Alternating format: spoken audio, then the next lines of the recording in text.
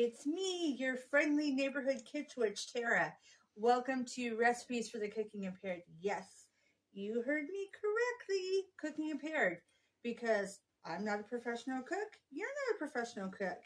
If you are a professional cook and you're watching this, thanks for coming on. This is awesome. Leave me any comments and suggestions on things that you would share or would like to share to improve our cooking abilities, because that's cool too.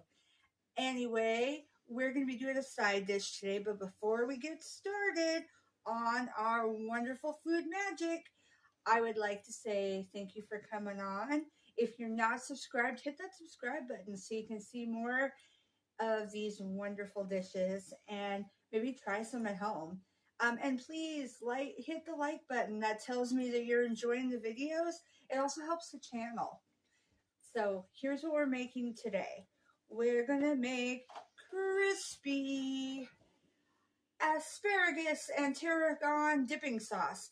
This sounds super fancy, and the list, as you can see, is pretty long, but it doesn't take very long to make. So this is a great little side dish or a snack for parties. Plus, it's vegetarian. There's no meat involved in this. This is not vegan though. So vegans, I love you guys. You're going to have to do some substitutions. But don't worry, I'll let you know what you can substitute. All right, first things first, light mayonnaise.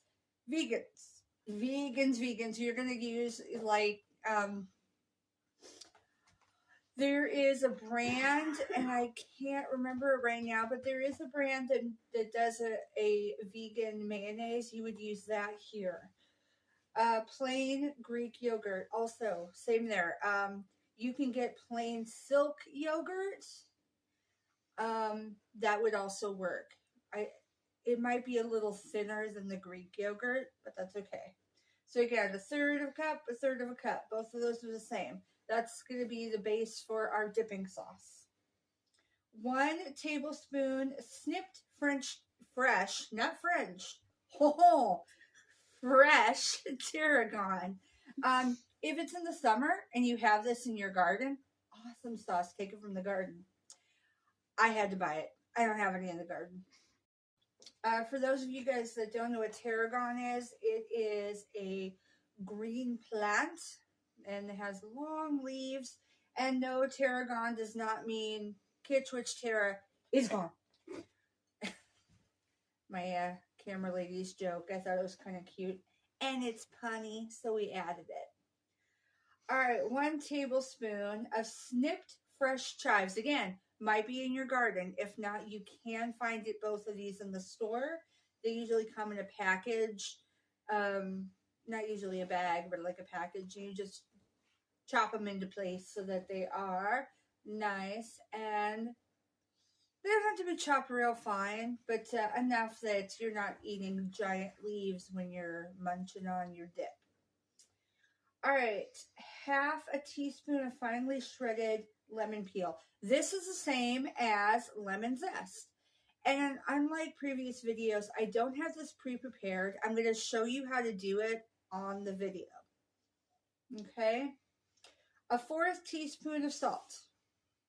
This could be any kind of salt. I am using Himalayan pink salt just because I like that one.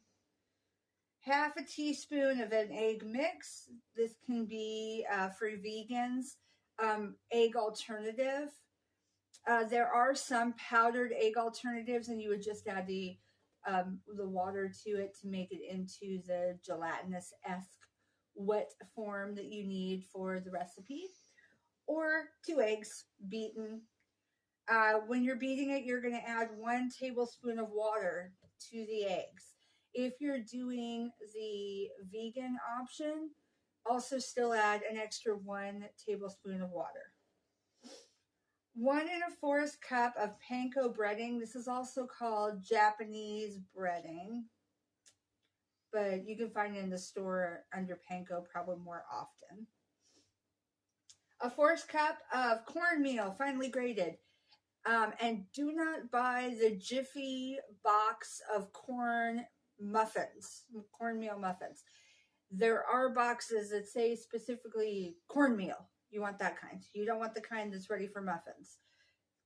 You will end up with weird, puffy breading on top of your asparagus, which might be interesting, but that's not what we're doing today. All right, 3 tablespoons grated Parmesan. And this is the kind that you would find and maybe put on your spaghetti, or some people put it on pizza. Get that kind. Do not get the shredded Parmesan. We don't want this meltable. It needs to be more powdery. Okay. Half a teaspoon of black pepper. Half a teaspoon of paprika. 1/4 teaspoon of salt. I wrote this twice. We're only using 1/4 teaspoon of salt. You do not have to rewrite it. I rewrote it. Now, that being said, this is a somewhat optional thing. You can add 1/4 teaspoon to the breaded mix for the asparagus, and 1/4 teaspoon of the salt to your dipping sauce. Now, when I wrote this, I screwed up and wrote it twice. However, in retrospect, having an extra 1/4 teaspoon in the dipping sauce is not such a bad idea. Maybe we should give it a try. You guys want to give it a try? All right, we're going to give it a try. I haven't actually done it that way, but let's do it. Why not? 1/3 cup, I know I didn't write a cup, but 1/3 cup of all-purpose flour. That's going to be going with your breading. 1/2 pound of thin asparagus spears. And we're actually going to cut these. So you're going to have the big spears. They generally come in a bunch in a 1 pound bunch. Generally. But double check with your store, because sometimes they'll have them in a bunch and it'll say like $3 and some odd cents per pound, which means that it's not already in a pound bunch. So you might want to weigh it. This is also, if you get the thin ones where they're like yay thin, it's going to be about 50 to 60 spears, depending on how thin your asparaguses are. You don't want the giant ones. You want small to medium, almost like pencil size. A few of mine are larger, and that's okay. Just as long as they're not too big. And my camera lady's grabbing me one for an example. It's about like that. And no, not all of them are going to have the tops. You're going to use the whole thing. You're not only going to use the tops. But that's about the length you want for these yummy little snackums. All right, and my metric friends, I got you covered. Here we go.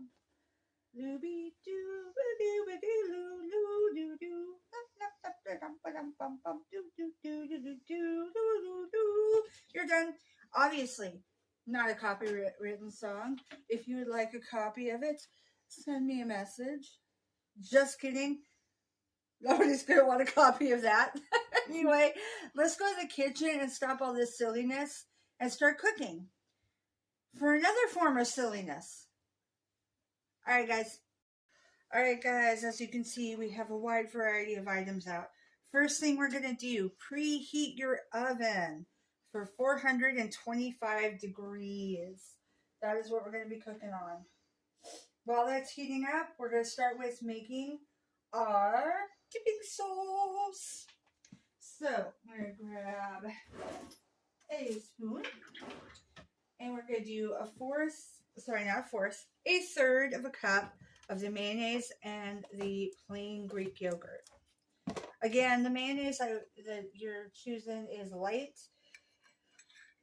You can opt for regular if you're going with the mayo instead of the vegan alternative. However, I'm trying to keep this on the more healthy end, so we're using light. Okay, make sure it's even across the board, and pop it in. Pop it in into the bowl. Pop it in. Okay, close that up. Alright, so I paused you guys because I needed to rinse off my spoon in case you don't want to have multiple spoons. We also don't want to have mayonnaise inside the yogurt. As you can see, this is a brand new container. And I'm not going to be using it only for dipping sauce. So, fresh spoon or clean off the spoon before you use it again. We can use, however, the same container. Come on, get out of there. Because we're going to be doing, putting it into the same mix. And we're not putting the actual measuring cup into the bowl. Okay. It's not going into our main dish, so that's fine. All right. We're going to go ahead and hold on to this spoon and use it as our stirring apparatus. All right, guys, I'm going to stop for a half a second just to get some room made here. All right, guys, next we're going to put our 1/4 of a teaspoon salt. Since we decided we're going to try this out. Now, because I'm using it from the shaker, a little bit's going off to the side. So I'm not going to fill this with a full 1/4 because a good portion of it's already going to be in there. This particular container, I don't know if you can see it, has rice in it, which is why I didn't open it up and scoop out a 1/4 of a cup. Now, if you have salt that does not have rice in the container, which, by the way, for those of you that are curious why there's rice inside the salt container, it helps with moisture. So anytime, if you happen to want to try this at home, little rice, doesn't have to be a lot, mixed in, because rice is so much bigger, it's not going to fall through the holes. Just a cool little idea. All right, so we have our salt. We're also going to add 1 tablespoon of lemon juice. I like to shake my lemon juice up first. I highly recommend, especially if it's been sitting in the fridge for a little bit, or it's a brand new bottle, or you haven't used it for a while. Pretty much every time, go ahead and shake it up. All right, 1 tablespoon. There we go. Okay, get that out of the way. And then we're going to add our tarragon and our chives. I've already pinched them up some, and you can pinch them even a little bit more, you know, make them a little bit smaller, but I mixed them together because they're going in at the same time. You can also opt to put some of the tarragon leaves at the end, at the top, as kind of like a decorative. Not required, but it can be. Or the same with the chive. You can put some chive chopped up at the top to make it look pretty. All right, and we are now ready to mix this up, and then we're going to put it in the fridge to chill. So it's going to go ahead and just chill until we're ready. As you can see, this is not a ton of sauce, and there's a reason for that. You're not going to be using a lot of the sauce on your actual asparagus. However, that being said, you can always double this up if you're going to be doing a bigger party, or if you have people that you know tend to be really big dip users. But look at how awesome that is. It is now nice and creamy. It's not too thick, even though we did use Greek yogurt. That is thanks to the lemon juice mostly. But looks good. If you have people that are maybe not big yogurt fans, you can use sour cream, light sour cream instead. But I have a plethora of yogurt at home, and I always liked it with the yogurt. That and yogurt tends to have a higher protein. Greek yogurt has higher protein usually than the sour cream does, and so it just adds a little bit to the healthy factor. All right, guys, we're gonna put that in the fridge. Holy cow, foodie friends, I completely forgot the zest. So we're not using very much of this. We're only doing 1/2 teaspoon. So this is a little zester. They also come in graters that look like this part up here, but small, like handheld. But we're going to go ahead and use the zester.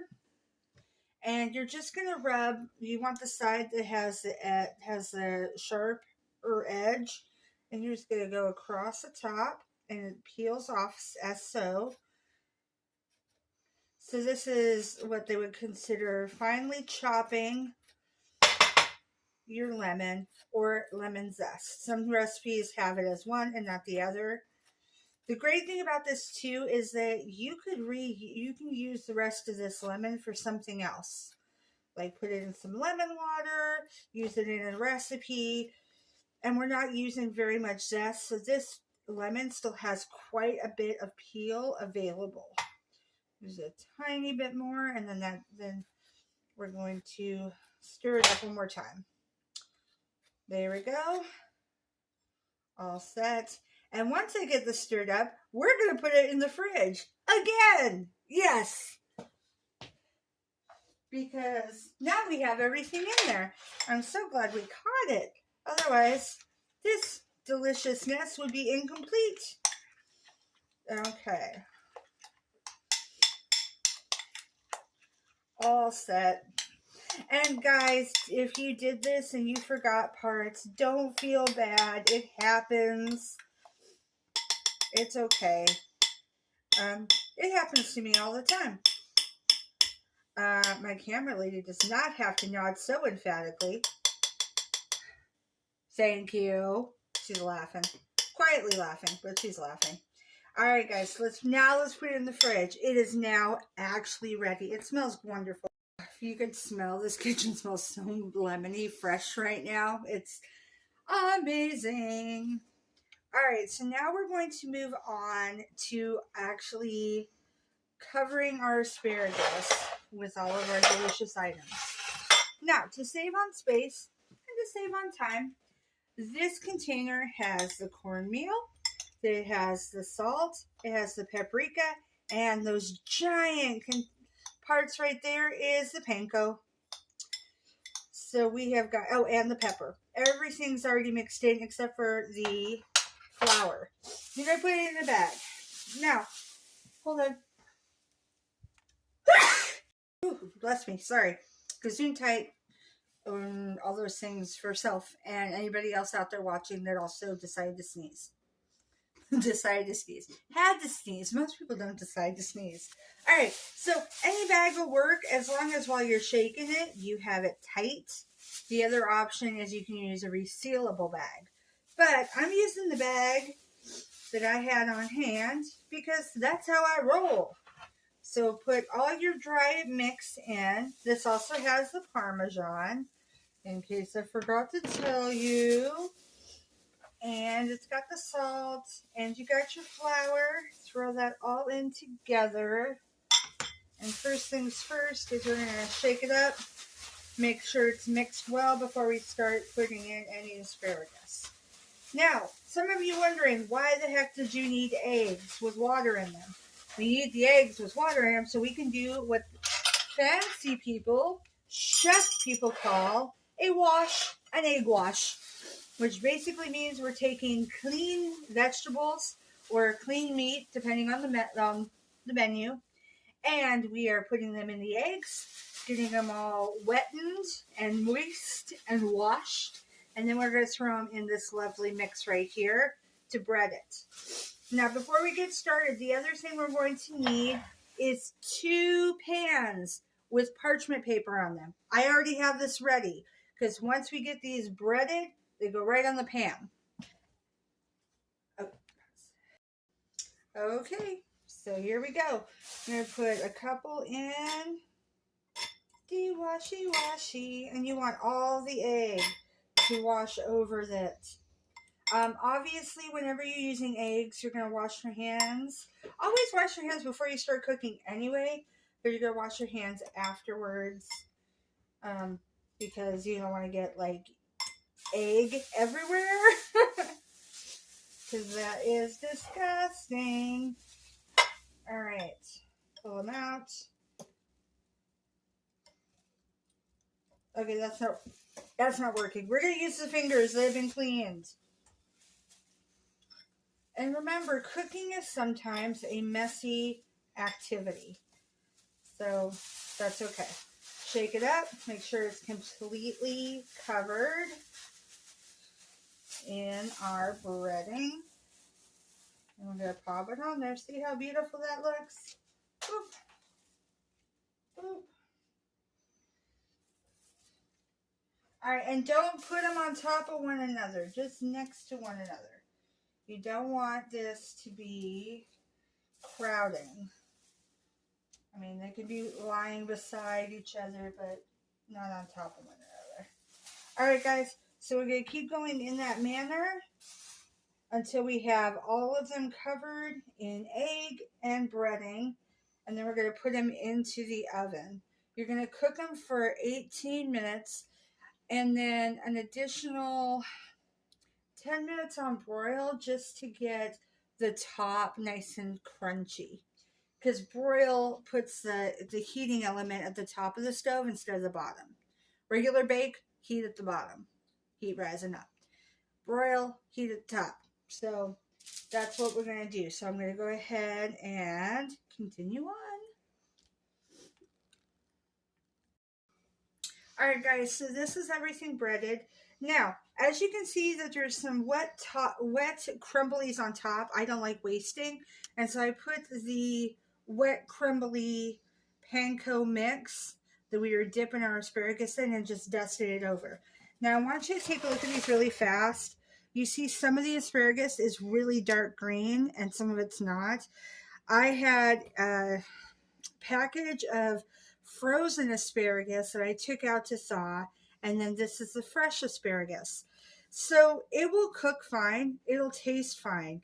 However, frozen asparagus that's been thawed and then dipped in the egg and then breaded doesn't bread and connect as well as fresh, dry, right from the store asparagus does. That being said, if you are doing this and it looks like this and you're using the frozen that you thawed, don't freak out, okay? I did this on purpose so you can tell the difference.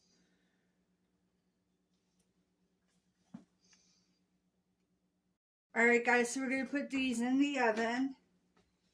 And remember, 18 minutes on bake, 10 minutes on broil. Go ahead and put it on the bottom rack. And remember, parchment paper under. All right, guys, all set. All right, guys, as you can see, it's all done. So we cooked it on 425 for 18 minutes, and I put it on broil, low broil, for an additional 10. And they're nice and crispy. The dip turned out awesome. It smells so good, and they are wonderful. I have a mixture of the ones that were thawed and then breaded, and then ones that were fresh and then breaded. So a little bit of both on here. Anyway, leave me a comment on if there's any other food dishes you'd like me to make. Do you want me to do more side dishes like this?